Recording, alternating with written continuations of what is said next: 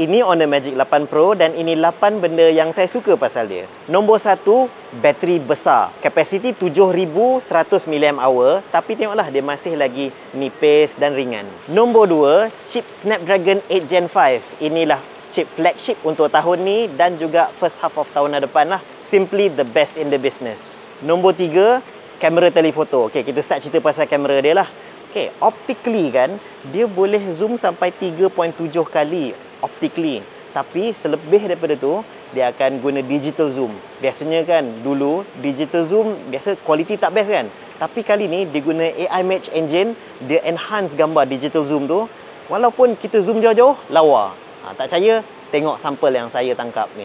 Nombor 4, gambar malamnya lawa. Honor Magic 8 Pro ni, dia ada night engine yang jadikan gambar malam kita lagi lawa. Malas nak cerita panjang. Saya tunjukkan semua sampel foto. Tengok, kalau saya zoom jauh pun, gambar dia masih lagi clear. Malam ni, power tak power?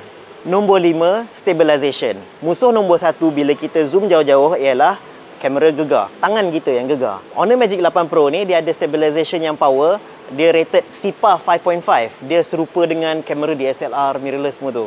Jadi, bila kita zoom jauh, dia stabil. Gitu. Nombor 6, film simulation. Dekat kamera app, kita tekan ikon ni. Lepas tu kita boleh nampak lah dia punya color setting dia. Yang ni vibrant, natural kan. Tapi kat belah sini dia tulis film ni, kita bagi film. Dia ada clear negatif, rich negatif, warm negatif, negatif, classic positif dan juga nostalgic negatif. Dia tiru color ala-ala filem gitu. Barulah tone gambar cantik tanpa perlu editing. Nombor 7 dia ialah ini magic color. Magic color ni contohlah kan, kita nak suruh dia belajar color filem ni. Tengok, kita nak gambar ni cantik ni, editing dia cantik. Kita nak tiru gambar dia. Dia pun belajar. Lepas tu kita boleh save. Kita letak jadi filem. Contohnya, filem. Okey, dia save jadi satu resepi yang kita boleh guna untuk gambar kita lah. Kita nak ambil gambar. Ambil gambar. Terus ada color tone tadi.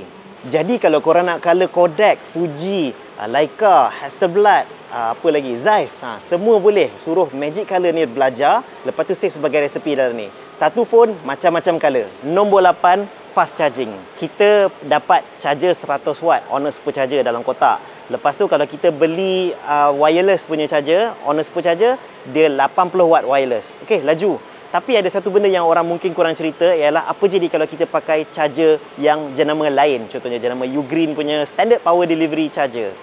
Untuk kebanyakan phone lain, biasanya kita akan hanya dapat 20 watt saja. Tapi saya dah test. Honor ni dapat 45 watt. Decently fast. Jadi kalau kita tertinggal charger kita dan kita hanya ada charger Ugreen tu saja, boleh je pakai 45 watt. Decently fast watt. Wush, dah nak malam dah. Lampu pun dah buka. Apa pendapat anda mengenai Honor Magic 8 Pro? Anda setuju tak dengan 8 poin yang saya bagi? Tak apa. Komen di bawah, nanti saya join dekat situ. Saya nak ambil gambar dulu. Lampu dah on ni, cantik ni. Jap, lupa tadi satu nak cerita. Jadi nombor 9 lah. Sekarang Honor Magic 8 Pro dia ada smart button dekat sini. Dia boleh jadi kalau half press, kita boleh fokus. All the way down, kita press, dia jadi shutter button. Ataupun kalau kita slide, dia jadi zoom.